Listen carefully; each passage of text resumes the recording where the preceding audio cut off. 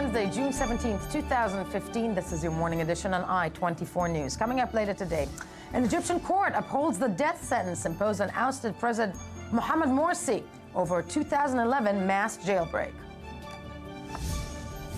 Hamas denies reports that it is considering a long-term ceasefire with Israel.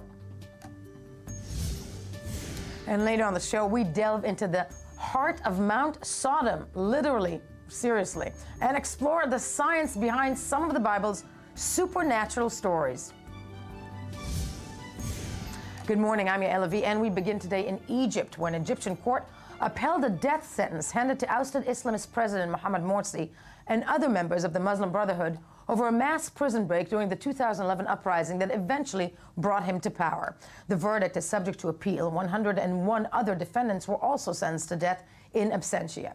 Morsi escaped from Wadi Natrum prison in January 2011 and was accused of colluding with foreign militants in a plot to free Islamists during mass prison breaks. Now, the 2011 uprising brought an end to Hosni Mubarak's 30-year rule, and Morsi was elected president a year later. Of course, we all remembered what happened after that. After a year in power, he was ousted as well, in prison, and now this death sentence upheld. The Muslim Brotherhood called for a popular uprising following news of the verdict. The decision was also met by condemnation from the United States and UN, who expressed concern that politically motivated ruling would destabilize Egypt. Joined in studio by Reshet Bet Arab Affairs correspondent Eran Zinger. Good morning to you.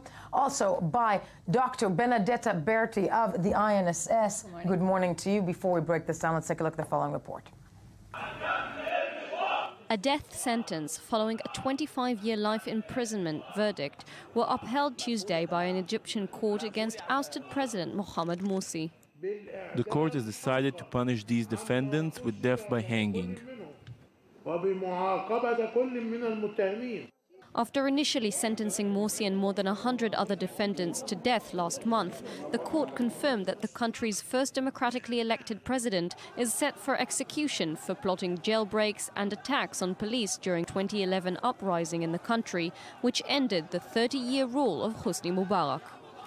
In keeping with Egyptian law, the ruling came after the court consulted Egypt's Grand Mufti, a top religious authority who plays an advisory role.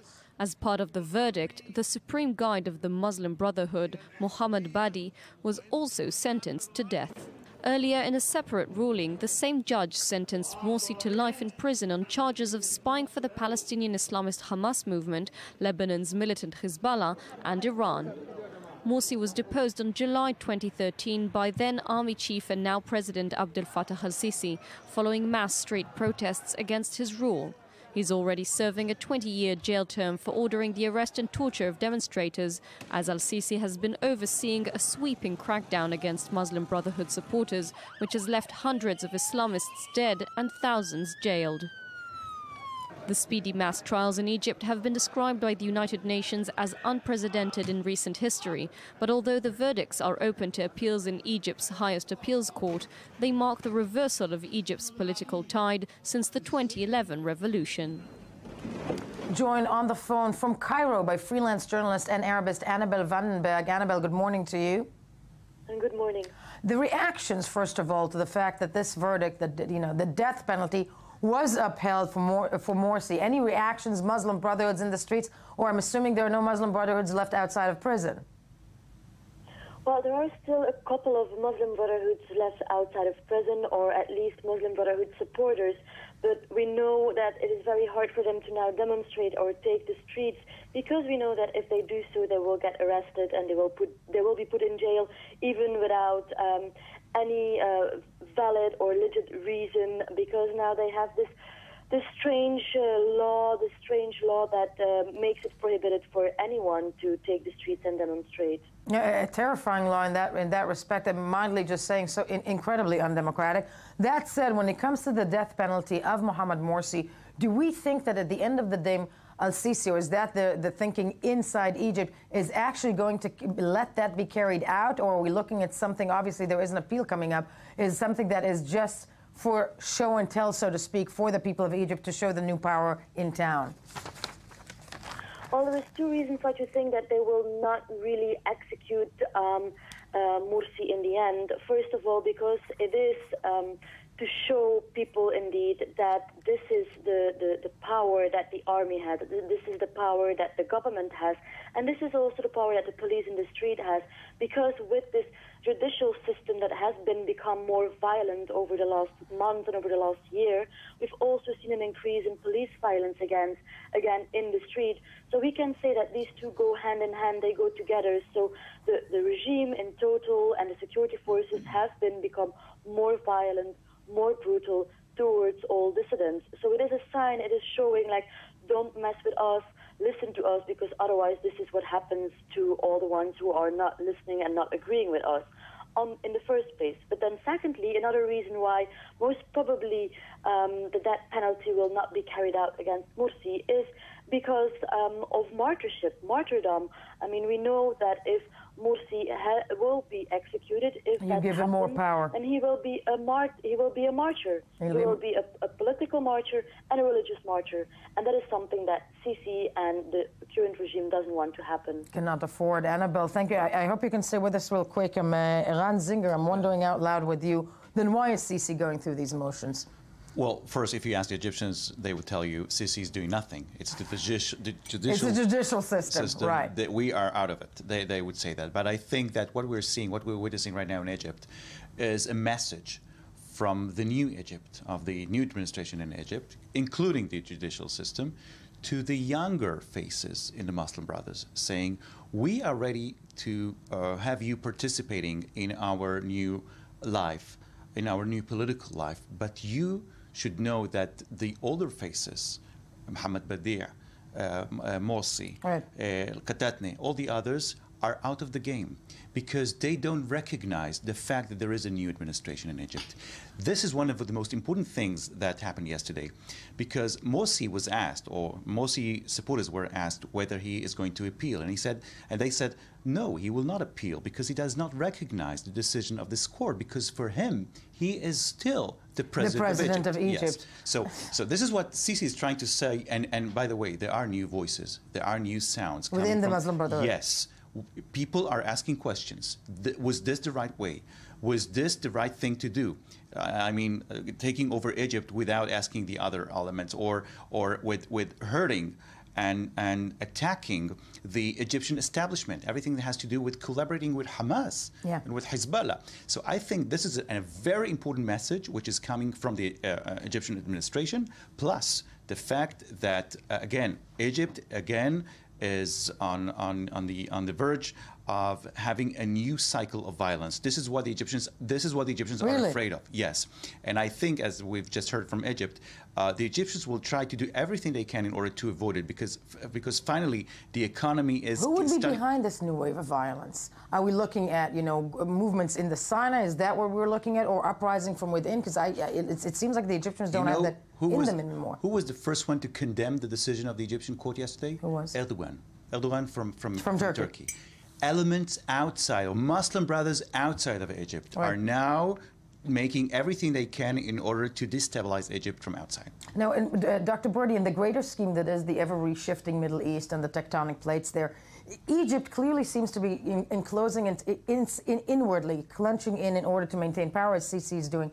Is Egypt necessary in the greater battle when it comes to things like ISIS and whatnot? And do they even have the time, apropos, to deal with regional problems such as be third-party negotiators between Hamas and Israel? Well, that's a really good question. I think I would start by saying right now Egypt is busy economically, politically, and from a security perspective. I would say some of the things the new administration has been doing since they got to power has led to this very same destabilization, meaning the way they've been dealing with political dissidents, the way they've been dealing with political opposition, the way they've been dealing with political Islam under all its shades, and specifically the Brotherhood, has definitely alienated a significant portion of the population, which is a supporter of those parties. And I think that's part of what explains this internal dynamic. It's not, they haven't reached out necessarily to everybody who didn't agree with them. They have been cracking down on them in a pretty brutal way, and definitely not in a democratic one. So I think that can help us explain why there is instability in Egypt. Now, if we want to take this further and see an Egyptian role in the region, well, the question is, what sort of leverage would at this point this particular Egypt have on Hamas? I mean, practically speaking, Egypt has practical leverages on Hamas. They have been closing the border. Rafah has been basically closed most of this year. They've been imposing restrictions. They've been building a buffer zone. They've been making Gaza even more isolated and have been cracking down on tunnels. So these are all things that Hamas doesn't want Egypt to do. So that would be a leverage. But the level of trust and credibility within the two parties is zero. And let's not forget, Egypt is absolutely committed in its own strategy to weaken any manifestation of the Brotherhood, including Hamas. If I may add, there's another element that should not be forgotten, the Saudis. Right. The Saudis are now leading a whole new procedure in the Middle East, and they're trying Oddly to... enough, semi-recognized by the Israeli Prime Minister. Yeah. Yeah. Okay. There's For a once, meeting of the let's put Israel aside in this for a story second. before meeting talking of about the Israel. minds there. But the Saudis are trying to convince Hamas to go back or to come back to the Sunni moderate Arab Right. world, which means go back or come back to Egypt, come back to us, to the Saudis. We need you. And they are trying to do the best they can with the political leadership of Hamas. At the same time, the Iranians are talking to the military wing of Hamas. This is the new situation right now. And I think that it's of the interest of Egypt and Hamas in Gaza to open a new page in their relations. Hamas has been trying, but from the Egyptian side, it has been coming a little bit better in the past few weeks because the Saudis are pressuring Egypt to change their mind, but we're not there yet. We're not there yet. And apropos Hamas, that will lead us straight to our next item. As we conclude Egypt, as we said, Morsi, death penalty upheld, but time will tell if it actually will be carried out. Much more behind it as we move along. Dr. Berti, at the end of the day, there are negotiations going on, aren't there? Well, I think we have to ask in whose interest is to get this out right now, and why. Let's say, and I cannot confirm, but assume that there's been contests for, let's say, a couple of months. And let's see that these contests have actually been going somewhere, and this is not something new at all. But all of a sudden, from Ramallah, you start hearing more and more reports about this. Is there probably, could you speculate that there is an interest from the Palestinian Authority to make sure that any specific deal that is struck indirectly, not through direct negotiations with Hamas, is stopped at the beginning, because from the PA there continues to be a great concern that anything that might strengthen Hamas. I think you can have that educated guess about what's going on. In terms of is there something to discuss, which I think it's a question we can definitely ask. The answer is yes. There is something to discuss. There is something to it. But we're going to move along now to the big people who will decide if anything is signed and if they really care, and that would be the United States. Dr. Berti and Ron Zinger, thank you for being with us this morning as we move along.